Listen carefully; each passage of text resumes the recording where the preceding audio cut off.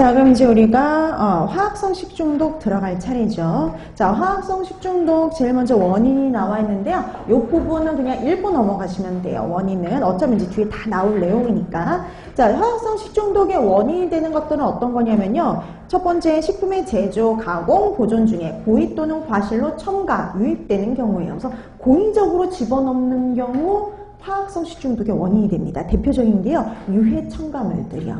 유해한지 알지만 고의적으로 집어넣는 경우가 많죠. 값이 싸니까요.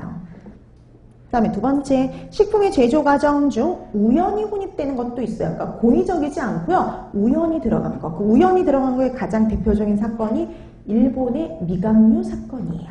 우리 이제 뒤에 가서 공부하겠지만요, 이 일본의 미강류 사건의 PCB 같은 물질이요, 가장 대표적이라고 볼 수 있어요. 그 다음에 세 번째, 기구나 용기나 포장 재료가 용출이 되는 거고요.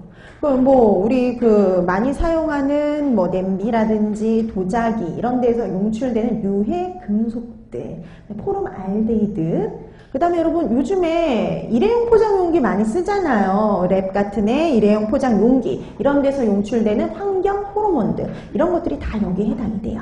그 다음에 식품의 제조, 가공, 보존 중에 생성되는 물질들, 가장 대표적인 게 니트로사민, 다환방향족 탄화수소예요. 그럼 이 다환방향족 탄화수소가요, 탄음식 있죠. 그 탄음식에서 발생하는 발암성 물질이에요. 그다음에 니트로사민도 우리 뒤에 가서 공부할 건데요. 이 니트로사민과 같은 경우는요, 햄 있죠, 햄 제조 시 발생하는 그런 발암성 물질들이에요. 그래서 식품을 만드는 중간에 이렇게 만들어지는 물질에 의한 거. 그 다음에 또 뭐가 문제가 되냐면요, 환경 오염 물질이요. 요즘에 이게 많이 문제가 되죠. 환경 오염 물질들. 그래서 환경 오염에 의한 유해 중금속, 그 다음에 잔류 농약이라든지, 그 다음에 일본에서도 있었던 방사능 누출 사건 같은 경우 있는 경우 방사능 물질이 문제가 될 수도 있죠. 자, 그래서 화학성 식중독은요, 말 그대로 유해 화학 물질에 의해서 발생하는 경우다, 이렇게 생각하시면 되겠고요. 그 구체적인 원인에 대해서는 하나씩 들어갈 겁니다.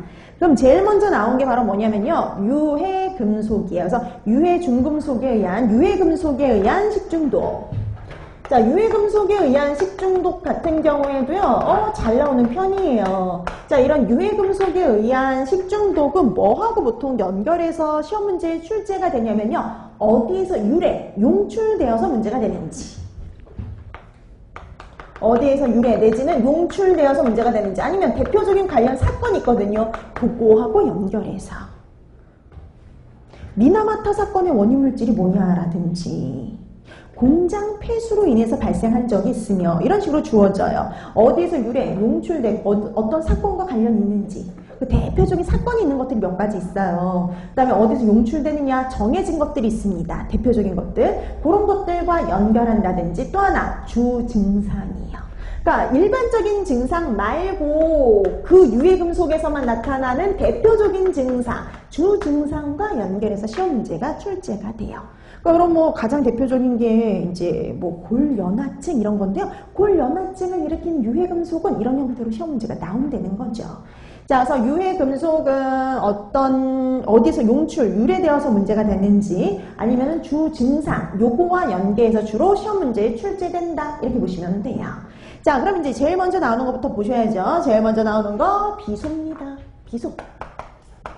자, 비소도 그래서 여러분 어디에서 용출되어서 문제가 되는지 기억해 두셔야 되는데요. 여러분, 이 비소는 순도가 낮은 첨가물에 불순물로 들어간 적이 있어요. 불순물. 원래 불순물로 들어간 적이 있어요. 그러니까 여러분, 순도가 낮다는 거는요, 보통 공업용이에요. 순도가 낮은 건 보통 공업용이에요. 왜냐면 먹을 게 아니니까 순도가 좀 낮아도 되거든요.